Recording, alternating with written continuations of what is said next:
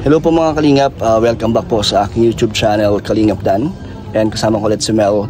And meron po tayo bagong tutulungan po ngayon. Meron po tayong hanap.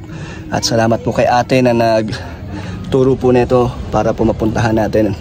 Ano po ito tabing dagat po para sa Mercedes po. Sa mga mangingisda po itong lugar na to. So kaya nandito po tayo. Tara po mga Kalingap, interviewin po natin si Kuya. So ito po, may dala tayo kay Kuya. Balita ko kasi meron si Kuyang 3 anak, tapos isa na lang po siya sa bumubuhay sa kanyang mga anak. Kaya tara.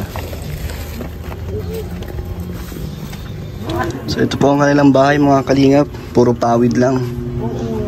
Magandang tanghali po. Magandang tanghali. Hello po, sino po sa inyo si Daniel? Ayan po. Magkapangalan pa tayo Kuya. Daniel ka rin niya po. Oh, Tokayo. Apo. So ito po ang tahanan nyo, kayo po ang Nanay. kayo po ang nanay niya. Dalawa na lang po kayo magkasama dito? Kami lang. Nasa po ang asawa nyo, Nay? Wala ka matagal lang patay si. Pwede pong tumuloy? Oo. Pasok po kayo. Ito 3 ito, anak niya. So, 3 yan. ito po ang bahay nyo. Grabe, parang napakaliit lang po, no? Puro pawid. Oo. So, paano yan pag umuulan? Po, wala, tinatabingan ko na dyan ng sapo. Kaya may mga sapo dyan, oh. Basang-basa. Nababasa po kayo dito sa loob pag umuulan? May nga po minsan. Ngayon po, napakainit. Wala po kuryente. Wala po kayong kuryente dito. Paano yung paggabi? Napay-pay lang po. Ay, ito yung ilaw. Bataan na rin. Ito. Yan na yung pinakailaw nyo. Paano yung pag mainit po? Ay, wala na. Pinapay-pay lang po paggabi. Yung bahay nyo. Sa inyo po ba itong peston to? Oh, dito. Lupa nyo po ito? Ay, hindi. Nakikitirik lang kami sa Dimulis na rin po to. Sa gobyerno. 5 years na lang po ata. 5 taon na lang. 4 years, 5 years po. Mahaba-haba pa man din na ano. Ano pong gagawin nyo yan pag dumating yung panahon na i-demolish na to? Ay, mayroon naman daw pong lilipatan. Kaya lang, magdadaon yata ng ano ko lang naman, pakinig ko, 12 mil yata. May babayaran po kayo. Oo, Kung wala po kayong pambayad, ay wala. hindi kayo makakakuha. Hindi ho. Kung saan-saan na lang Araw po yung 60 pesos. Araw-araw. Nagbabayad na po kayo o wala? Hindi pa simula. Hindi pa po. Nagsisimula pa po dyan sa ano. Saan kayo nagluluto dito, Nay? nandun sa likod. Kala na, na pugo na 3 baso. Ito. Saan po ang nyo dito? CR. Sa ano lang po dyan, sa barangay lang po, nag-CR. Sa barangay kayo nag-CR. So marami din nag-CR doon. Marami din. Paano po yung pag may mga ibang nauna? Mag-aantay po kayo? Mahintay po. Grabe. So Kuya Daniel, ilang taon na po kayo? 38 na po. 38. Ilan na ang anak nyo? 3 po. Solo parents po ako. Nasaan po yung asawa nyo? Wala po, iwalay na po kami. Ba't kayo naghiwalay? Sa ano po yun, sa gawa ng cellphone. Kachat niya po. Kachat mo? Kachat niya po yung lalaki. May ibang kausap siya habang kayo pa? Opo. Habang nagtatrabaho po ako, mayroon na siyang Lalaki. May ibang kachat po. kausap na. So ilang taon na nakalipas na Ay, 1 year na po may 1 year and 2 months. Na kayo naghiwalay. Opo. So paano kayo naghiwalay? Yun nga po yung sa gawa niya rin po. Siya ang nagdesisyon na umalis? Opo. Sabi niya sa akin ay magtatrabaho daw. Pero sasama rin pala ito sa lalaki niya. Nasaan lugar po siya ngayon? Sa Karingo po, dyan po sa kabilang dagat. Malapit lang dito? Opo. Dyan lang po sa may kanimog na yun po. Hanggang ngayon kasama niya pa rin yung lalaki po. Bakit nga po pinagpalit sa lalaki? Ay siguro po, pinangakuan siya na ganyan, bibigay siya ng magandang buhay. O ano na pong buhay niya ngayon? Ay, ewan ko lang po. Ganun pa rin po, nasa Islaman po siya eh. Hindi na po talaga siya bumalik dito? Hindi na po. Paano po yung mga anak niyo? Ay, kahit paano po, nabubuhay. Bibi! Nakakausap niya po yung mga anak Ay, niyo? hindi na po. Wala na talaga? Wala na po. Kahit pa onting suporta galing sa kanya, wala na? Hindi po siya nasuporta. Ano po bigla na lang po siyang umalis talaga? Opo. Tapos nung simula pag-alis niya, hindi niya na kayo binalikan? Hindi na po. Kahit yung mga anak niyo? Opo. Ilang taon po ba kayo nagsama bago kayo maghiwalay? Ay, 3 na po anak namin. Matagal na po. Mga 10 taon na sila. Opo, kasi 10 taon na. yung pong panganay ko, 9 na taon na po ay. Ilang taon yung bunso niyo po? Yung lalaki pong pangalawa, 7. Yung bunso ko pong babae, 4. Mga 10 taon na yan. 10 taon din kayo nagsama. Pero bakit parang biglaan na lang siya nawala tapos biglang di na nagpakita? Ganun lang kadali sa kanya? Kahit Pinagpalit niya po yung mga anak niya kaysa sa lalaki niya. So ano po masasabi nyo dun na pinagpalit niya kayo sa ibang lalaki? Bahala na po siya sa buhay niya. Hindi mo na siya inabol? Hindi na po. Ang mahalaga po sa akin yung mga anak ko. Nasa akin na po yung... Pero hindi nyo naman pinagbabawalan na makita ang mga anak mo. Makita niya ang mga anak niya. Hindi naman po siya napunta dito kasi po siguro naiiyak na magpakita dito. So ano sabi ng mga anak nyo, ng panganay mo? Ano pong hinahanap niya po bang nanay nila? Hindi na po. Hindi na rin po hinahanap. Alam nila ang sitwasyon niyo po na umalis ng nanay nila. Grabe. So anong pinagkakabuhayan mo Kuya Daniel? Ngayon lang nga po ako nagtrabaho kasi po nagaling pa lang ako ay na medyo gumaling lang po ako. Ano pong sakit nyo? Ano pa ako yung kulang sa dugo. Nagiinom pa ako ng vitamins. Minsan nga po hindi ako nakakainom kasi wala pong pambili. Anong iniinom pong vitamins? Pirasulfate po. Magkano po ba yan? Ang isa po ay 10 pesos po. Ito po yung ano niya. Ito po. August na ito. So magkano to isang ano? 1 megit na po ito ng 173 po ata. 173. So gaano tinatagal niyan? 3 times a day po to. 3 times a day? So maabot ng ilang araw po yan o ilang linggo? Minsan lang po, isang linggo. Isang linggo? So kailangan mo yan araw-araw? Pag di ka nakainom yan, ano pong mangyayari sa'yo? Yung pong parang nababa yung dugo ko nga po. Kailangan po supportahan po nito. So nanghihina ka? Ba't ka nagkaroon ng ganyang sakit? Yung hindi ko po alam sa... Sapol na po siya na nagkasakit niyan. Siguro ang edad niya ay magkikinsing taon. Bata pa? Oo, bata pa. Dinala namin sa Maynila yan. Ba't po siya nagkaroon ng ganyan? Nasa lahi po? Ay, wala naman. Doon siya nagaling. Pagkagaling, sinugmat siya ulit nung mag-asawa na siya. Ganyan na. So, ano pong mga kaya niyong gawing trabaho? Ano po, yung sa isda lang po, yung nilalaga po, paglalaga. Tuyuan. Sa tuyuan. Pagtutuyo po. Pero hindi kayo namamangka? Ay, hindi po. So, bukod po dyan, ano po bang pinagkakakitaan nyo? Yun lang talaga? Yun lang po talaga. So, paano po ang kitaan nyo dyan? Ay, ano lang po, minsan sa isang araw ay 120, 150 lang po ganun. Sa isang araw? Ay, hindi, wala man po, half day lang po yun. Pero araw-araw ka may kita? Sa isang buwan lang po ata, baka 3 beses lang. 3 beses? So, Nadating na isla. so paano yan? Ano pong ginagawa nyo? Saan kayo kumukuha ng panggastos? Na-discarte na lang po ba kung saan? Paano ang diskarte po? Yung po minsan, nakahingi po ng tulong sa mga ngayong kagawad, nakahingi po sa mga So grabe po pala, araw-araw pagsubok sa inyo na makahanap ng pangkain. Opo, pang-araw-araw. Hirap po talaga. Kasi po, 3 po yung anak ko.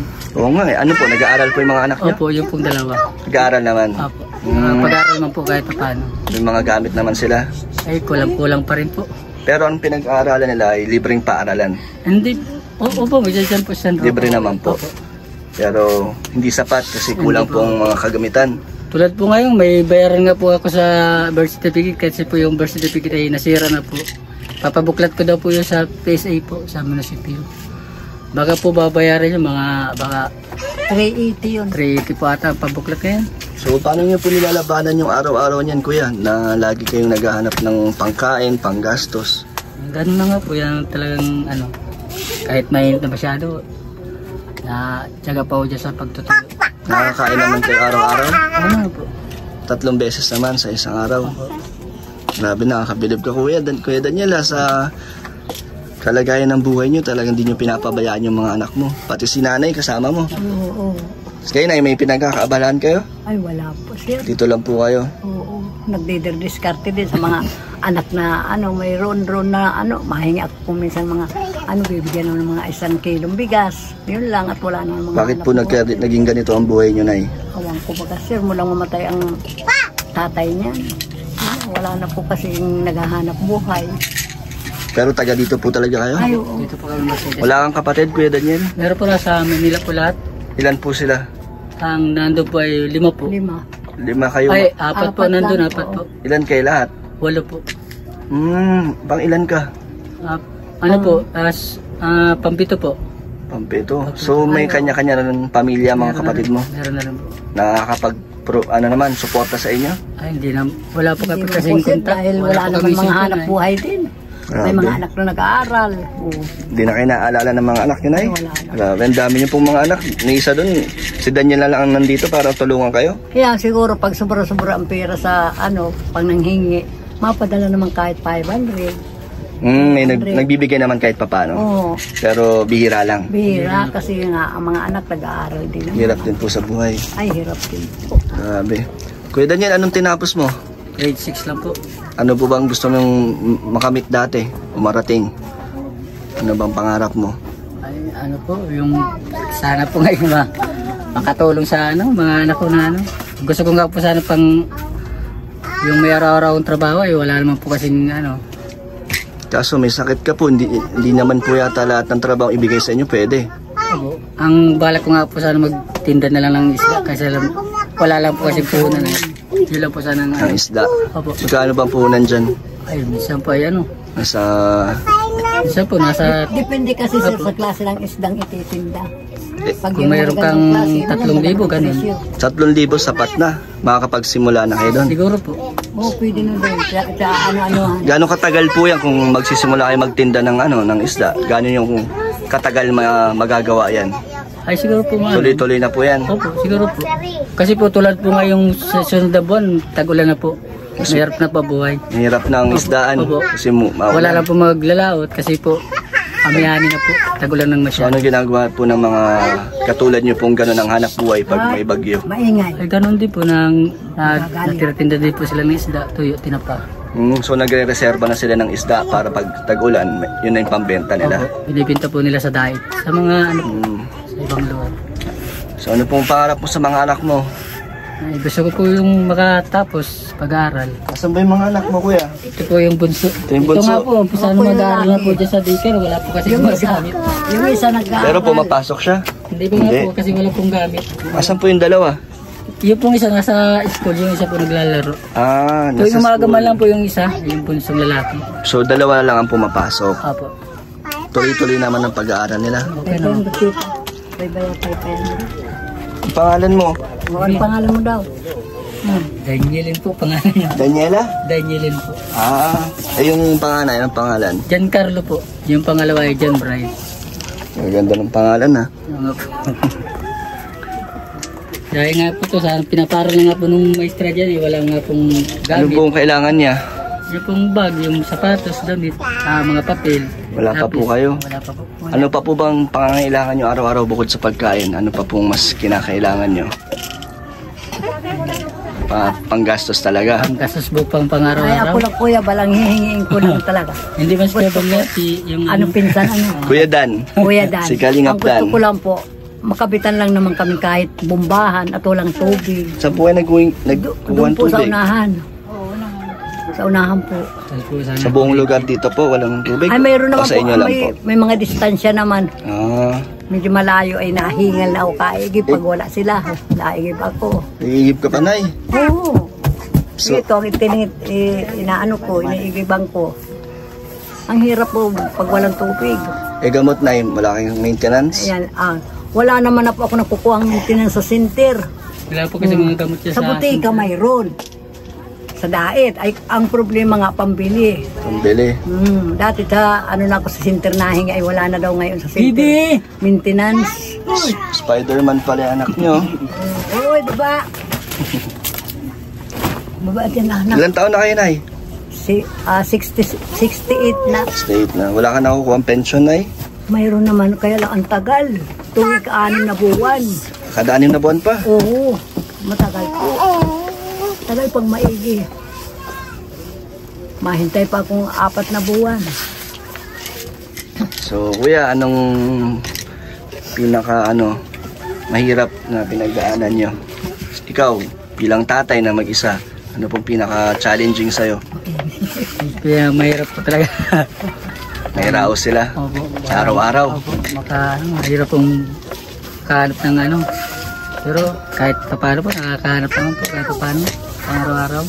Hindi ka naman nawawala ng pag-asa Hindi naman po. para sa mga anak mo. Anong pinagkukunan mo ng lakas ng loob para magsumikap? Sa mga anak ko na lang po, Sa mga anak pinapukusan ko lang po. Wala naman po kayo ibang libangan? Wala. Walang bisyo? Ay, wala po. Hindi na po nabisyo. Kumain na po kayo ngayon? Opo, kumain naman po. May dala po ako sa inyo. Ito po konting pandagdag sa pang-araw-araw niyo. Ano po, sir? Ano ba madalas na kinakain niyo dito tayo? Ano lang po, naluto kami ng gulay, malunggay, ganun. Puro isda. Ang mga gulay. Magulay o. Nakuha. Bibi, Mm. bibi biscuit, naman, Pupo. Ang gata. sigata, Ang kape. Yan. Yan. Sige. Alas natin to. Ito. Noodles. Oh, sa'yo lahat to. Wala yung mga kapatid mo eh. Ano? Kaya pa po yun. Oh, Kuya Daniel, 5 kilong bigas. Salamat po. Ito po, Nay. Madami tayong dalang delata dito. Salamat po. Para sa inyo. Kumakain ng mga delata? Ito po, iba-ibang ano yan, klase. Para maipandagdag. Babalik natin ito dito. Ay, sige po. Ito na ilalagay. Thank you. Nakatulong na po yan. Ayun, malaking tulong na Malaking po tulong yan. na sir yan. O tay, o. Pagdagdag. Ay, salamat po. Para Wala. kaunting panggastos po kayo. Salamat.